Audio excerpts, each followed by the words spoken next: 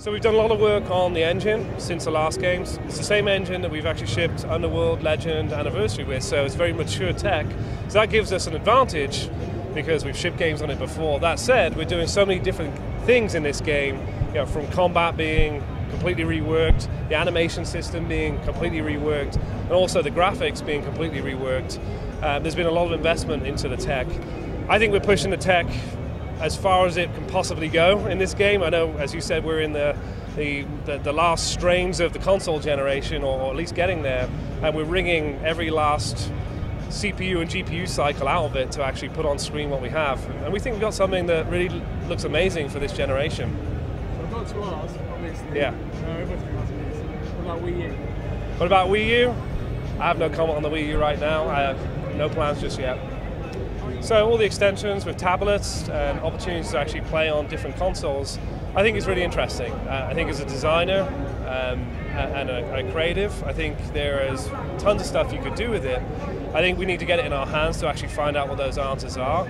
But I think one of the most interesting things is actually being able to interface with your game when you're not necessarily sitting in front of the TV, right? So I think there's all sorts of possibilities and potential for having some kind of micro games, or some kind of management of your game when you're on the bus, or you're playing the Vita on a plane, or wherever it may be. That saves to the cloud. You boot up your console, you bring it back up, and you've got some benefit in between sort of your sessions at the TV. So I think the ability to actually make micro games around a big game, I think there's really interesting things you could do there. So at some point we'll dig in and take a look at that.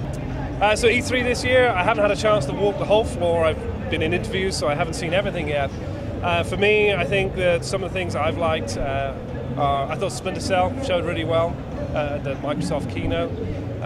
Watch Dogs, as mentioned here, I think was a really strong first showing, a nice surprise.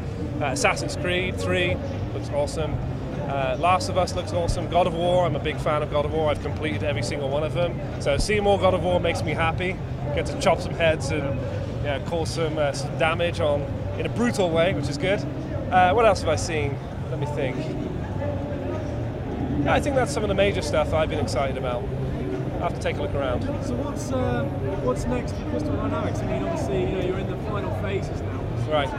Yeah, we are. What are you looking to do next? Yeah. Are you looking to embrace obviously the next generation of Xbox and PC? But what sort of thing would you like to tackle next? I'm sure you have things in the bag. We do. So at Crystal Dynamics, we actually have announced a new IP. It's in development at Crystal. So it's our first new IP that we've been working on for some time. Can't say anything about that just yet, but it's exciting to actually be working on that in the background. So that's the next thing we're going to be focusing on. I can't say anything, apart from it's going to be cool. Okay, I'll take it. Yeah. Quite honestly though, for the most part, all we can see is Tomb Raider right now, and our heads are down.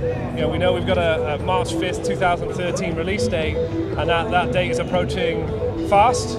So we're really putting our heads down and saying, let's make the best game possible between now and then.